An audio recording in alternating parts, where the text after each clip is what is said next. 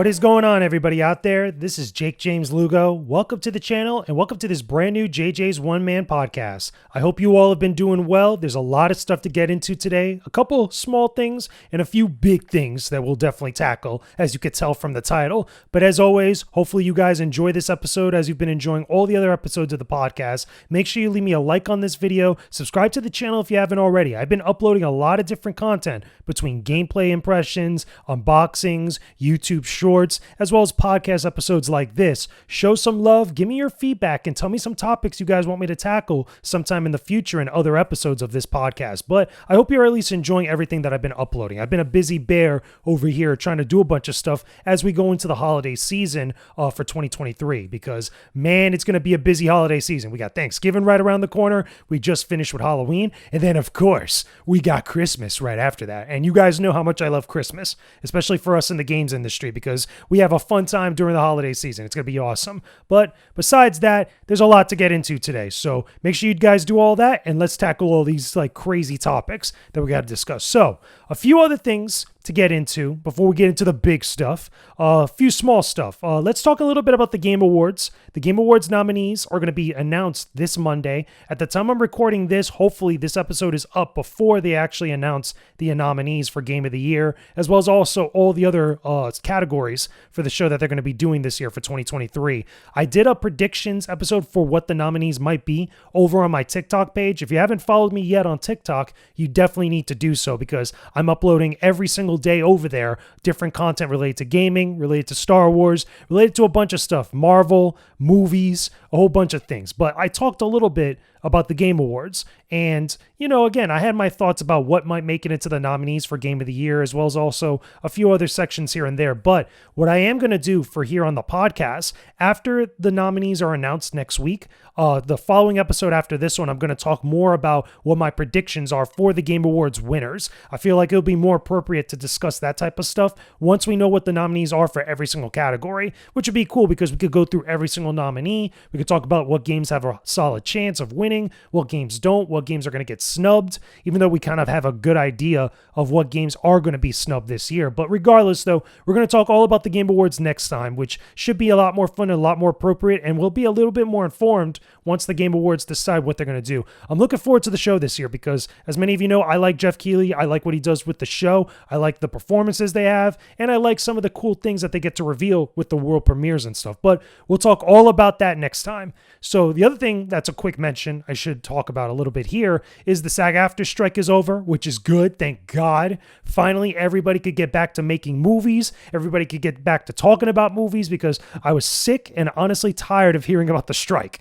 I know it's important. I know it's a big deal. I know it's people's jobs. We all know this. But at some point, even y'all got to admit, we were getting a little bit tired of this stuff. It was just annoying, right? Because we were hearing about it all the time. We were seeing it everywhere, and it was just getting annoying. But now it's over. People have made some sort of tentative agreement or some sort of like contract or deal, and now we could get back to talking about movies. Speaking of movies, I did my review of The Marvels over on my TikTok page. I talked all about my thoughts on the movie. Saw it on opening day in IMAX in 3D, by the way, and the movie is not that good. The movie is not great. I saw a lot of people talking about this movie right before the day of the actual release for many people, but I saw all these different reviews at many different outlets, and I definitely don't agree with a lot of them, what they were saying. It was pretty wild to me that I saw that movie and I thought it wasn't that great of a movie. It wasn't garbage, but it wasn't good. It wasn't great, definitely. And then all of a sudden I saw all these different outlets giving it like an 8 or 9 out of 10. I'm like, what are you talking about? What movie did you see, son? Like, because that's not what I saw over there. But I got more into that specifically about that movie over on my TikTok page. Go check it out when you have some time, right? There's a lot of weird stuff going on with Marvel. The MCU is in a weird spot. And funny enough, the same day that we got the Marvels is the same day we got the season finale for Loki, which to me, I thought was pretty darn good. Little confusing and a weird spot for the MCU still, but it was a pretty darn good season of television and a good season finale, at least in my personal opinion. I talk about all that stuff over on TikTok, but just wanted to get that quick stuff out of the way. Again, as always, a little housekeeping. Make sure you guys subscribe to me here on the channel. Make sure you guys leave a like on the video. Comment down below on any of the topics we're going to tackle, because we got a lot of serious stuff to tackle on this one. And the first one being this stuff with Yong Yea. So if you didn't already hear about this, right? If you didn't already hear about this, basically, Yong Yea is the new voice for Kiryu Kazama or Kazama Kiryu for the Like a Dragon series, which is formerly known as Yakuza, but it's from Sega. He's the new voice of the character in the latest game, which is The Man Who Erased His Name. And then I think there's another Yakuza game coming out right afterwards or fairly soon. But that's the most recent release to come out for the series over on Xbox Game Pass, on PlayStation 5. And there was a clip that was released by him that was actually showing like his voice actually becoming Kiryu and stuff. And a lot of people didn't like it. To put it lightly, a lot of people thought it was whack, that he wasn't matching up with the character, that it wasn't good overall. And he took it very personally. And let's be honest here. One can understand, like, you're stepping into the shoes of a character that many people like, especially a character that many people follow in the Japanese dub. A lot of people, believe it or not, myself included, mostly play the Yakuza games or Like a Dragon games with the Japanese dubs with subtitles. And that's how it's mostly been for years, for a very long time. There's been English dubs for Yakuza in some of the games, but most of the time, many players agree that the Japanese dub is usually the best one. And I think that that's more appropriate to play that series through like that. It just sounds better overall. And when you're getting the English dub here, when everybody's listening to Yong Yea's voice, it just doesn't sound right. It just doesn't sound like it matches up with the character. For me personally, after listening to the clips, and I even downloaded Yakuza or Like a Dragon, The Man Who Erased His Name on my Xbox through Game Pass, and I listened to Young's voice as the character, and it just feels very off. It just sounds like, the character is much more mature than what the voice is sounding like. And I need to say this also too. Yong Yea is not a bad voice actor. Like he's not a terrible voice actor. He knows what he's doing because he has experience like voicing characters. And he's also going to be in the Persona game that's coming up fairly soon. I believe it's the re-release of Persona 3, if I'm not mistaken, or the remake of Persona 3. But what's weird is that it feels like he's totally miscast in this role. And when you listen to it and you listen to some of the clips that people have the comparisons between the Japanese dub and his voice, as well as also a collage of like different clips of him voicing the character in various different situations, it just doesn't sound that good. It feels very, very off. And it's hard to describe beyond that because you have to really listen to it to really get a sense of like why people are just not feeling it as well. But really, that's not the bigger issue. The bigger issue is the reaction that came afterwards, because Yong Yea himself, after putting out the clip and stuff, he was really taking it personally, the criticism that was lobbied at him. And I'm sure there was a lot of people that were just being jerks. As the internet does, there's always going to be those pains in the asses that are always lingering around. So obviously, I'm not referring to those specific people. They're there, but they're not as big as like the reaction that I saw, right? But he really took it personally and started either blocking or hiding replies and stuff on Twitter, and really just taking it hard. And it sucks to see that. But here's the thing. And it really is applied to any voice actor, to any actor, any public figure, especially one who's stepping into the shoes of an iconic character. For some people, you got to take the criticism. You got to take it on the chin, or you got to put it in its proper place. And you can't let it get to you to the point that it rocks you emotionally or mentally, for that matter. And I even put it in an article, a comment in the comment section of this article over on IGN, and I'll read it to you guys real quickly. And some people agreed with me of what I was saying, is that fans of the series are allowed to have their stance, and they're allowed to criticize a performance if they want to. That's just the truth. It's one thing to say at an event, which, if you didn't know, he actually, before posting up on Twitter, he revealed when he was at some sort of convention, when he was like going to announce, him being the character, he revealed a voice clip, and people even back then weren't really feeling it. And when he actually put it out there, it's out there in the world. So people are going to react to it. People are going to have their opinions and stuff. And the majority of people that were listening to it were not liking it. That doesn't make them toxic or off base. Most of the reactions that he had, he felt that people were just being straight up toxic. And that really wasn't the full story. From what I heard in the clips, again, from me, the performance doesn't sound like or feel like it matches with the character. That doesn't make Young a bad voice actor, and it doesn't make it the end of the world, which is true. Young is going to have to accept that fans of the series are going to have their stance on what they have, and getting upset or defensive about it is not really going to help anything. The only thing that he or any other voice actor can do is be a little bit different sometime, or try to do something better next time they actually get a chance to voice the character. What is it? He got the part from Sega, so it's not a bad thing. So again, he was cast as the character by Sega. They felt he could work as the voice of Kiryu Kazama. And it is what it is. It's not easy to do voice work. Myself, I've done it, as I've talked about many times. I was cast as a lead for a small project where I got to do voice acting work, which is cool, which is fun. Okay, but taking on the role of a popular character or a legendary character is going to come with a heavy weight of critique and scrutiny that one just has to deal with. It's just a fact. That's just something that everybody, not just Yong Yea, but everybody that steps into those types of shoes has to deal with. And after putting that comment out there, a lot of people started to agree with it and started to like it and all that stuff, which is true. Again, like I feel for him because it sucks getting all that scrutiny and being under the microscope from a lot of people and everybody having their own opinions and stuff. It could be very tough to deal with, but that comes with the territory. That comes with the job, and you just got to put it in its proper place. I don't think blocking people or hiding replies on Twitter makes it any better. Like that then becomes the story after that. You know, it just adds more fuel to the fire. I mean, can you imagine some of the people that have to voice the characters for Final Fantasy VII Remake, you know, stepping into the shoes of like Cloud or Tifa or Aerith? You know, imagine if people just didn't like those voices. And from the most part, from my understanding, people really do. But imagine if they didn't. Like, imagine what type of scrutiny that's got to be. You know, look what happened to the character of Ada Wong, you know, with the new voice actress that stepped into those shoes.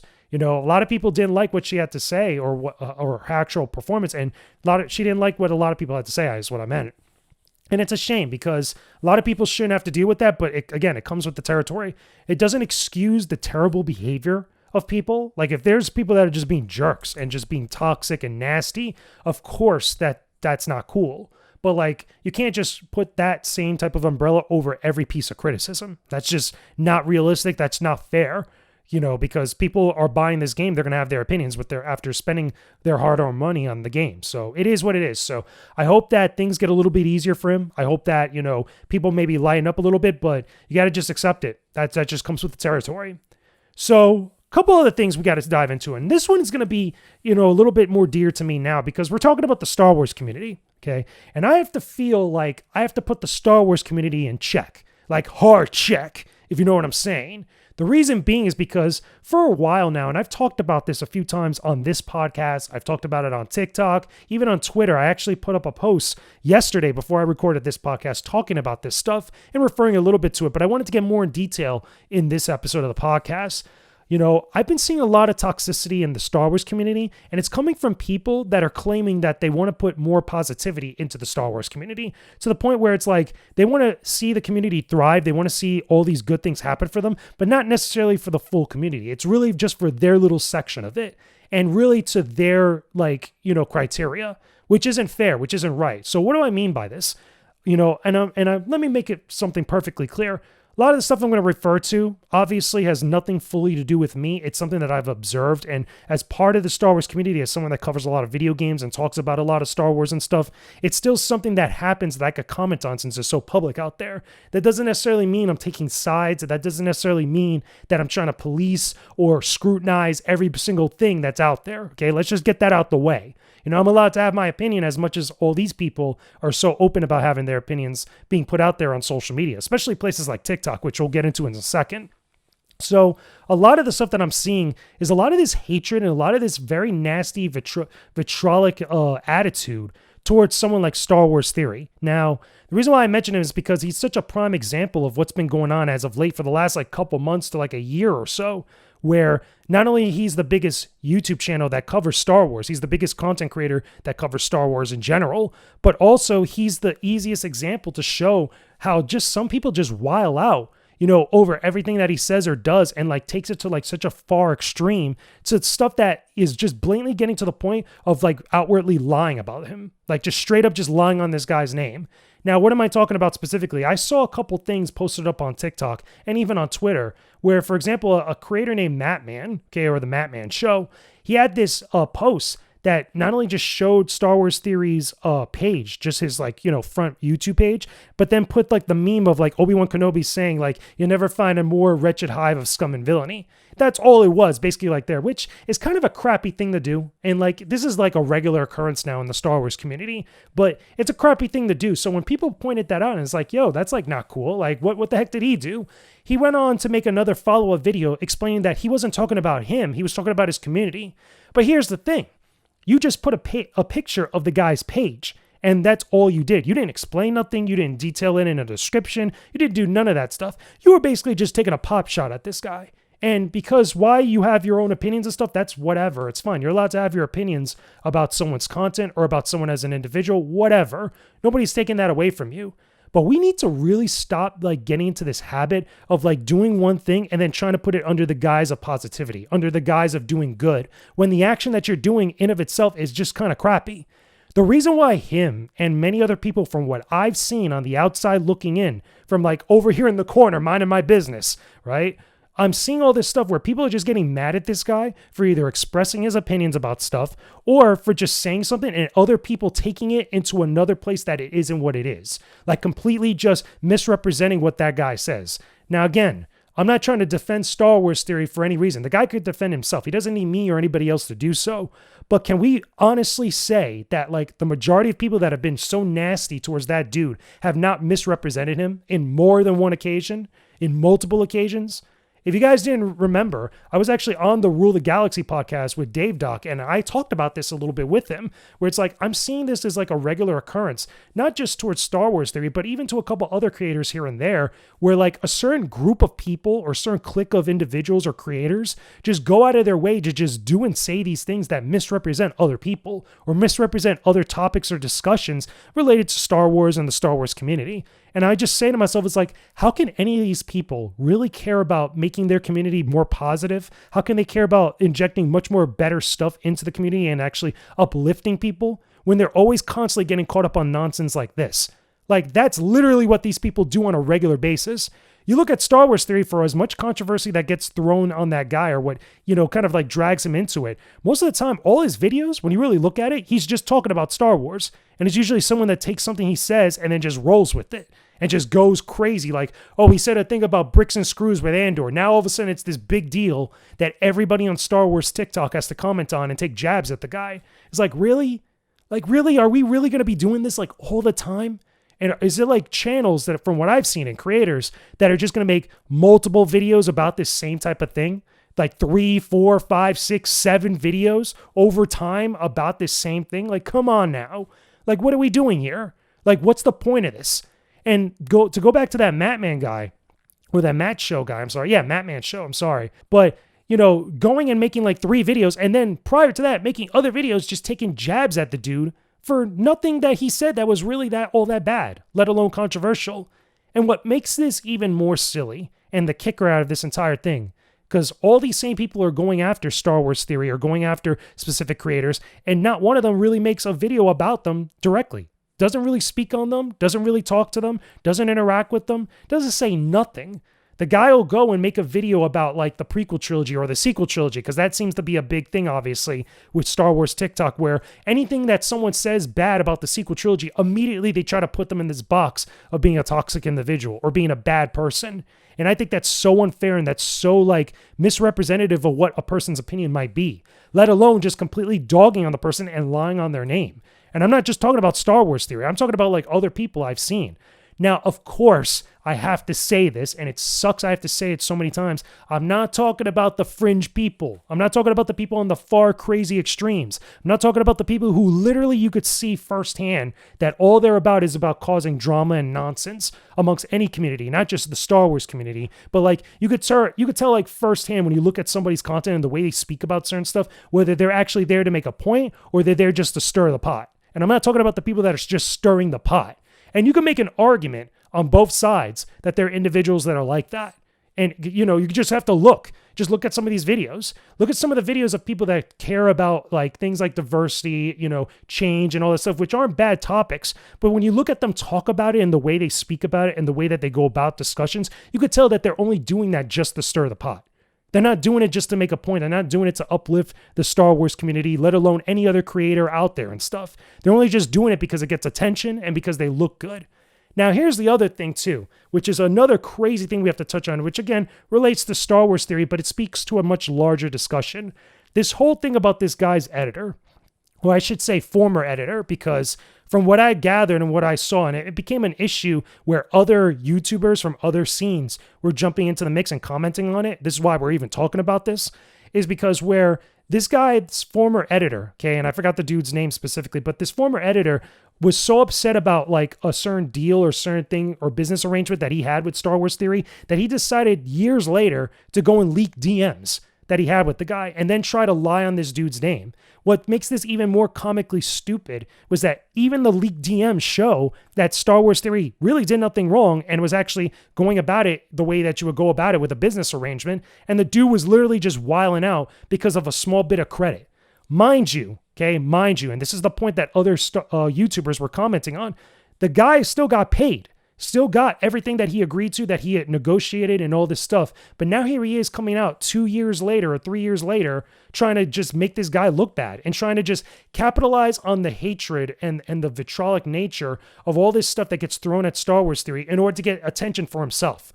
It's like this guy back then didn't care about credit until probably somebody else actually mentioned it to him. Now he actually wants to bring that up and stuff again. It's weird to me because, you know, look, as someone who has freelanced before, and I don't mean just freelancing with video editing. I freelance, right? I do all other types of like, you know, gigs and work, you know, not just in gaming, but in pop culture in general and stuff. And one of the biggest things that you could do as a freelancer is not only to get your negotiating skills up, but also make sure that you have a solid business arrangement that works for all parties involved, not just your employer, not just yourself. The reason why you do that is because when everybody's happy, there's the potential for future work and the potential to make even more profit down the line. The way you do that is you're clear about what you want, what your demands are, which really is just the things that you're looking for, as well as also what you could bring to the table. How can you make another person's life easier with their job? Let alone, how can you actually fulfill the duties of which you're being employed for? That's the biggest things that you need to pay attention to, and you actually have to put in effort to make that work. One thing that completely destroys that and any potential future employment or working relationship with anybody is leaking private messages with people. This is the craziest thing. And I even saw Roberto, who's on YouTube, is another guy that I follow where he does a lot of YouTube like tutorials and like, you know, creating content and stuff for one's channel stuff. He even commented on this and is like, dude, if I see something like this, I would never work with somebody like that. Let alone I would never recommend them to anybody else because you just don't do that. And he's totally right. Like it's one thing if you were done dirty, if something illegal happened, if you were like reporting a crime or something, that's a completely different story. In that regard, I think it's okay to leak DMs. Like if there was a crime committed, if you were cheated out of money, if you were taken advantage of in a way that was borderline illegal, that's one way to go about it, and that's one reason why one would leak DMs. But if it's more like you're just upset because you didn't get something you wanted to get that you didn't mention before, or you were disappointed with your pay that you agreed to, that's never acceptable. That's never right. Like you are not in the right for actually leaking DMs like that. And what sucks is that because of the way like it was presented and the way that it was put out there, which by the way, I think it's rather lame to have another person leak DMs for you and then not only get called out on it and admit it, but then you go and you admit it afterwards that you got another person to leak these DMs. Like that's so lame. That's so Bush League in so many ways. Like, can you imagine that? Like, oh, I have to let this person, I can't speak up for myself, but I got to get this other person to speak up for me. So that way, then eventually I can enter the conversation in order to generate like, some sort of like anger and stuff. It's like, it's so lame. It's stupid. And everybody saw right through that. Let alone Star Wars Theory saw right through that. And I can't blame the guy for wanting to get involved with his legal or get his legal team involved with all this stuff, because that's a damn shame, son. Like, it's bad enough you have to deal with the headache of someone wiling out. It's even worse when someone's trying to make you look bad on stuff that you know you didn't do anything wrong. And it shows. Even in the leaked DMs, it shows. It's like, come on, son. Come on, man. Well, like, what are you doing, B? Like, it at some point, somebody like that has to ask themselves, like, is this really worth it? Is this really like the thing that we need to do? But to tie all of this together, to go back to the Star Wars community and why it needs to be put in check, it's a good section of the community that like almost thrives off that.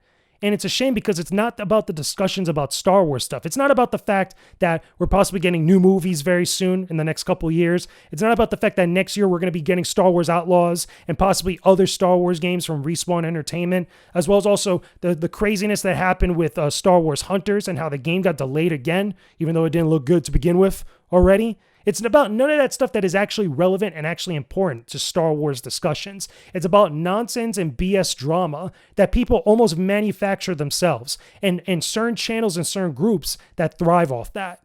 You got to be better as a community in general. And it's not just me that's saying that. I'm seeing other people like comment on it. And it's like, they obviously want people to do good. They want communities to thrive and stuff. But it's like, can you look at any of this stuff and look at any of this nonsense that gets thrown out there and be like, yo, like, this is not because somebody's being outwardly toxic. It's more self-inflicted than anything else by these same people that try to get on this moral high ground. And it's stupid.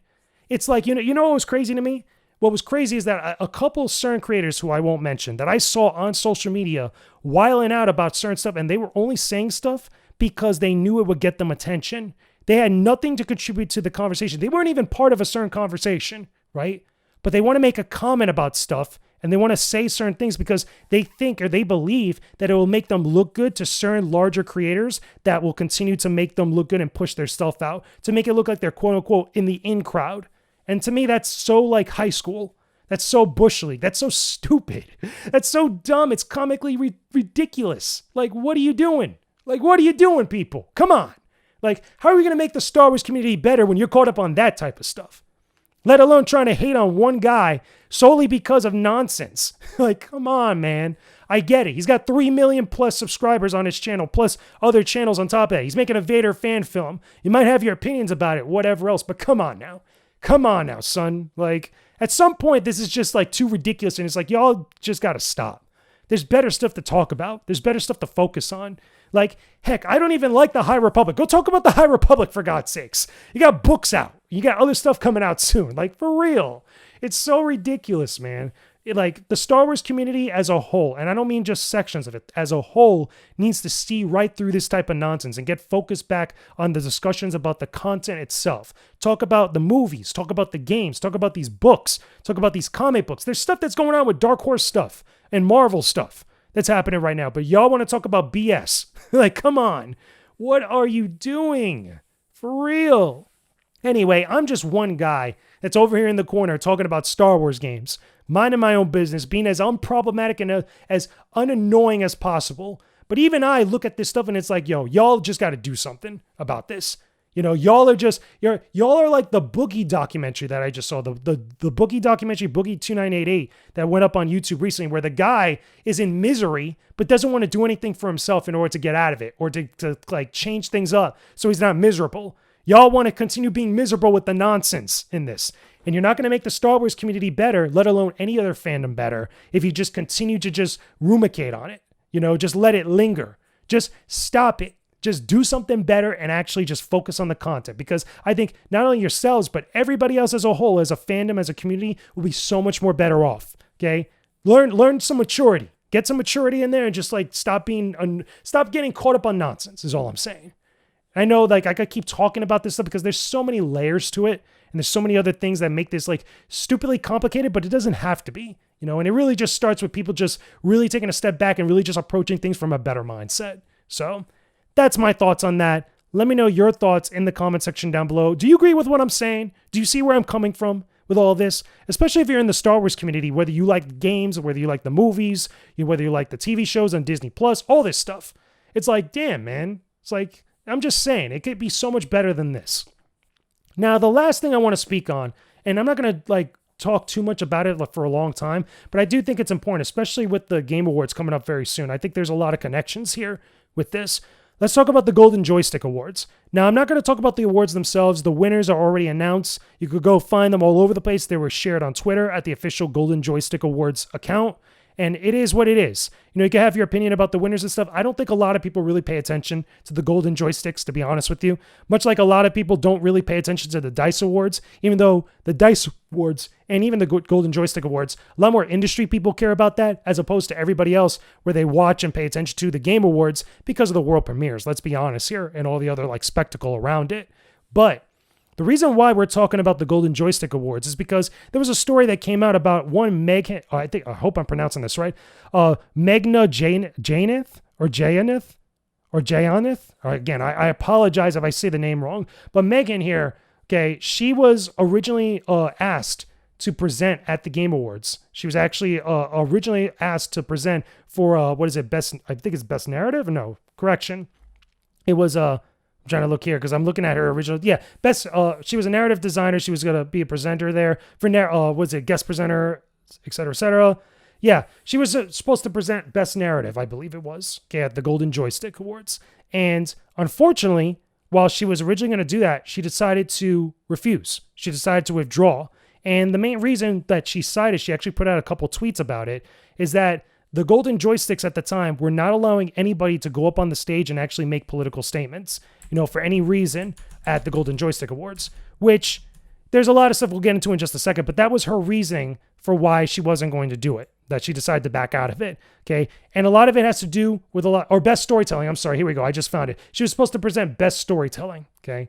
But she wasn't permitted to make any political statements when she was on stage. Now, her political statement that she was going to be talking about was the stuff going on between Israel and Palestine. And I want to make it very clear, I am not taking sides on that issue. I am not talking about that issue. You definitely don't want to hear from someone like me about that issue, because not only do I feel like I'm completely very uninformed with the nuances of that entire situation, which is a horrific situation from what I've seen and for what people have talked about. But I think that, as opposed to getting the opinions of people that are talking about video games and stuff, there are far better people out there to have that discussion about that issue. Okay. I'm not talking about that issue. I'm strictly talking about the awards and the idea of getting on stage and making a political statement, okay, when you're a presenter or when you're just there for the awards. That's where I think this conversation is where I could actually contribute to and actually speak on. The reason being is because I think that we're going to see something like this pop up again as the Game Awards come up very soon. And the reason why I say that is because there was a lot of people that were backing her up on Twitter, in the industry specifically. You had a lot of people of various degrees of the industry that were saying thank you, well said, this was important that you had to say, this was the right move and stuff. And I understand that. I totally understand that. That is one side that I feel like, okay, there's justification there for feeling the way that they feel about this. Now, where I fall on this and where I look at this is that because I'm trying to see it from all sides, with the show the way that it is. And keep in mind, the Golden Joystick Awards, they've done other stuff that was politically related or made political statements in the past. There was a whole thing that people kept mentioning about Ukraine, and there's other stuff that is way back years ago that they've done as well, which is always a thing with award shows. We see it at the Oscars all the time. We see it at the Golden Globes. We see it at the Grammys. There's always this thing that pops up and stuff. But keep in mind, right? It's their show. So they're going to dictate the flow or the content or whatever it is of that show when presented.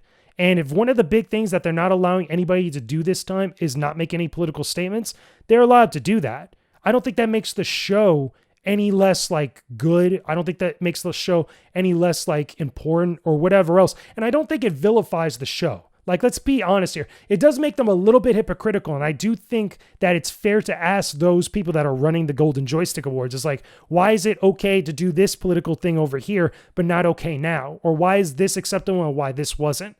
I think that's a fair question to ask. I don't think there's one easy answer to it, especially given the situation of what people were trying to speak on. Because I think that with everything going on at the moment, there's a lot of sensitivities. There's a lot of people that feel a type of way. It's a very volatile and very sensitive situation, and it is what it is. But when it comes to the awards show, if they don't want people to make political statements, I don't think it makes them a bad show. It doesn't make them a bad organization. I do think that the conversation should be kept going. I still think that's fair to actually ask those questions. Now, with the best story, when they actually did the presenting at the show itself, Troy Baker actually took her place. And I understand why they chose Troy Baker, because granted, Troy Baker's been a voice actor in many different narrative-driven games. The biggest one probably being The Last of Us, many would argue. But Troy Baker's been around the block. Troy Baker's been doing things for a very long time. But I totally understand going with that person to do that. But still, a lot of people tried to bring up also one of the statements that he had made at the Golden Joysticks, which I think is a nothing burger. I think that people were just, very upset with how everything played out and just kind of was brought up and stuff. But still, I think that with award shows, I think they're allowed to take the stances that they want when it comes to actually presenting the content of their show. If they don't want people to make political statements, that's fine. I do think it's fair to question them about the hypocrisy of certain statements, and while others are allowed to do that and while others aren't, stuff, I think that's fair. But we can't vilify now the Golden Joysticks because of that. Because I'll tell you right now, the Game Awards are around the corner. And I think this same thing is going to come up. What you're probably going to see, if anything, if I know Jeff Keighley, he's probably paying attention to a lot of this and seeing how it plays out. For the record, I like Jeff Keighley. I think he does a lot of good stuff with the Game Awards. And he does a lot of good things that many people don't even attempt, or at least put in the effort to do so. But I definitely think he's paying attention to something like this because the conversation and the topic is going to come up. And you're either going to see people that are happy that some people are making statements about it, or they're unhappy about the type of statements being made, or you're going to see him not allow political statements, and then people are going to be upset for how he goes about it. Because I think with him specifically, with the Game Awards, it's a no-win situation. Because no matter what you do, you're going to upset a lot of people. And it sucks to be put into that because I don't think there's an easy solution here. I don't think there's an easy answer. And it's not Jeff's fault, and it's not the Game Awards' fault. And I don't even think it's the Golden Joystick Awards' fault with everything that's going on. They're not the ones that prayed for this situation going on between Israel and Palestine to go on. And they definitely, again, they're not responsible for the way that people feel on any side for that matter. But I think that we should exercise caution when trying to vilify things like this because it's not their fault where the way that things are in this state. I don't think it's their fault for taking a stance where they feel like maybe the lesser of two evils in some way. You could argue whatever those two evils are, but I think like as far as like being focused on the show, if they decided, you know, in the case with the Golden Joystick Awards, them deciding not to have anybody make political statements and stuff, I feel like if they felt that was the best decision for them, then it is what it is, and we got to abide by it. You know, obviously, Megan decided to step back from being a presenter at the award show, which I think is the right thing to do if you don't feel like, you know, it's a fair thing to like deny yourself the ability to make a political statement on there. Maybe they were worried at the Golden Joystick that it would become a situation with whatever it is that she might have said or whatever else somebody else might have said. I don't know. And again, I don't think there's an easy or like completely fair solution to this, to anybody that's involved. But let's exercise caution before we start vilifying award shows for this type of thing.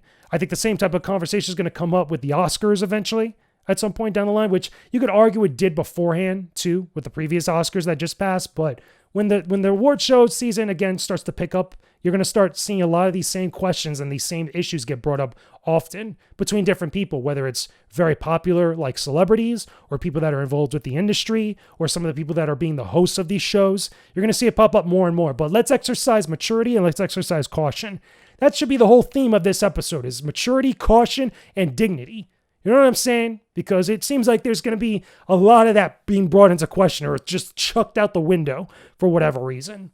But anyway, that's this episode of the podcast. There was a lot to get through, a lot of heavy-handed stuff to talk about, a lot of different things to really dive into, but I'm pretty sure many of you out there listening to the podcast have opinions about all this stuff. Share your opinions and share your thoughts down below in the comment section. Do you agree with everything that I said? Do you disagree with anything I said? Do you have any other thoughts about any of the topics that we tackled, whether it's the Game Awards, the strikes, Yong Yea in, the Like a Dragon series, the Star Wars community, the Golden Joystick Awards, whatever have you. Put your thoughts about all that stuff down below in the comment section.